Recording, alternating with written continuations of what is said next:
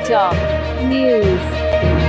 साथियों नमस्कार, मैं सुरेश कुमार, आप देख रहे हैं जिला टॉप न्यूज। इस समय जनपद अयोध्या हैदरगंज में हूं, जो आज यहाँ पे संत रविदास जी की जयंती बड़े पैमाने के साथ मनाया जा रहा है। जितना कार्यक्रम हम आपको दिखाएंगे। चैतुराम सुमन जी जो हमारे अभिभावक हैं, इन्होंने आपको गायन के माध्यम से जिस प्रकार आपको और अपने समाज को जागृत करने का कार्य किया है, इसके लिए भी मैं बहुत बहुत धन्यवाद करना चाहता हूं। साथियों, संत गुरु रविदास जी ने हमको एक बात सिखाई थी। उनकी एक कहावत है, आप लोग ध्यान से सुनिए। उन्होंने कहा था, ऐसा चाहूं राज में मिले सबन को अन्न, ऊंच नीच सब सुखी रहे, रैदास रहे प्रसन्न।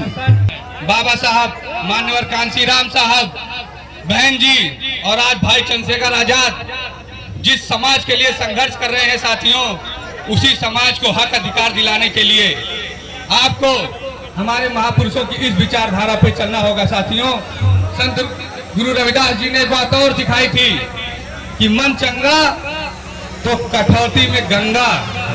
इसका मतलब खासकर हमारी माताएं बहनें समझने का प्रयास करें कि मन चंगा तो कठौती में गंगा का अर्थ क्या है। इसका सीधा साफ मतलब है कि आप लोग पाखंडवाद से दूर रहें, अपने मन को पवित्र रखें। पाखंडवाद करने की जरूरत नहीं है, किसी की मूर्ति पूजा आडंबर, ये हमारे महापुरुषों ने इसका विरोध किया। आप लोग इस पाखंडवाद के खिलाफ रहें और बहुत ज्यादा समय ना लेते हुए आज हमारे दया धर्म जिसमें नहीं, दया धर्म जिसमें नहीं, महापाप की कीच, और रविदास जिन्हें जानिए महापाप की नीच। यानी रविदास जी ने अपने दोहों के माध्यम से आज से 500-600 वर्ष पूर्व तुलसीदास जी के पहले हम बहुजनों को यह समझाने की कोशिश किया, इस समाज में, भारतवर्ष में जो एक व्यवस्था लागू करके हम लोगों को गुलाम बना के रखा था, उस व्यवस्था का पुरजोर रूप से विरोध कर अपने समाज को यह चेताने की कोशिश की कि दुनिया में कोई सबसे बड़ा धर्म है तो दया धर्म है। दुनिया में कोई सबसे बड़ा धर्म है तो दया धर्म है। और अपने बहुजनों को बार बार समझाने की कोशिश की दोहों के माध्यम से कि जात जात में जात है जो के तन के पात, और रविदास मनुष्य न जुड़ सके जब तक जात न जात। मैं अपने बहुजनों से, माताओं बहनों से, यहाँ पर सभी लोगों से बहुत कम शब्दों में मैं अपनी बातों को करके चला जाऊंगा कि हम आज रविदास जी की जयंती मनाते हैं, लेकिन उनका अनुसरण कितना करते हैं, पहले यह बताइए। हम उसका अनुसरण कितना करते हैं? हमने इस दोहे को माध्यम से सीखने की कोशिश की कि जात जात में जात है जो के तन के पात, और रविदास मनुष्य न जुड़ सके जब तक जात न जात। तो हम अपने भावजनों को जब तक जोड़ ही नहीं सकेंगे जब तक अपने अंदर से जात बिरादरी खत्म ही न करें। आज हम वाल्मीकि हैं, कोरी है, भारती है, पासी है, लेकिन हम बहुजन नहीं हैं। और जिस दिन हम रविदास जी की जयंती के माध्यम से इस बात को मान लेंगे, जान लेंगे, उसी दिन से हमारी तरक्की और हमारी क्या नाम है जो है शासन को कोई रोक नहीं पाएगा।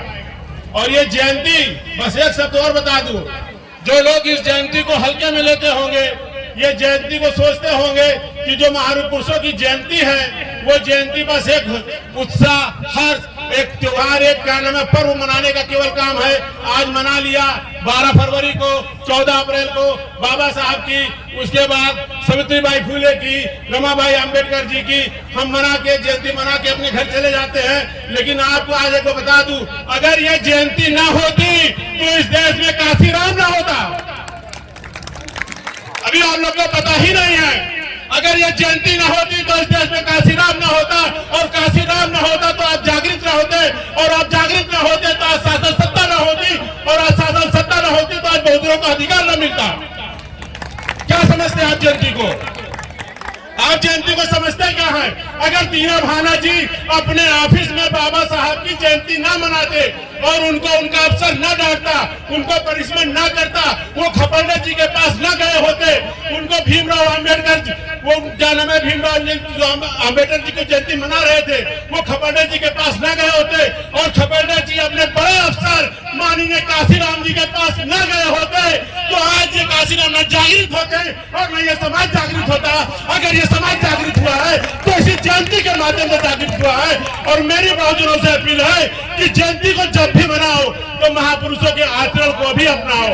ये खाली जयंतियां मनाने से और त्योहार के रूप में मनाने से, लड्डू खाने से, मीठा खाने से, अपने घर चले जाने से कुछ नहीं होगा। हमारे मुस्लिम समाज में भी जाओ, उनको बताओ कि हम सब एक है, बहुजन है, इसी परिवार का एक हिस्सा है और जब तक हम एक नहीं होंगे इस देश की शासन सत्ता पे हम काबिज नहीं हो सकते। और आज आजाद समाज पार्टी के माध्यम से आपके बीच में एक नए काशीराम जी ने जन्म ले लिया है जिसका नाम है चंद्रशेखर आजाद। जो आपकी आवाज है उस आवाज को पहचानिए, उसके साथ जुड़िए और अपने कर्म को पहचानिए, क्योंकि कर्म के लिए ही बार बार रैदास जी ने कहा है। इसी के साथ मेरी बात किसी को बुरे लगी हो तो माफ करना भाई साहब। जय साधुवाद, जय भीम, जय भारत।